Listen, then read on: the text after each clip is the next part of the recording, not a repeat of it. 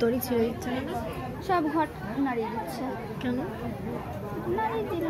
সব ঘট বিসর্জন হবে না, এই ঘরগুলো তো থাকবে না, একমাত্র তো মা মনসার ঘরটাই থাকবে। ওই বড় ঘরটা? হ্যাঁ, যেটা মা মনসার সামনে আছে ওই যে ওইটা, শুধু ওইটা থাকবে। আর সব ঘরটা উঠে যাবে। কখন ঘট বিসর্জন যাবে? বিসর্জন যাবে না, জানি না।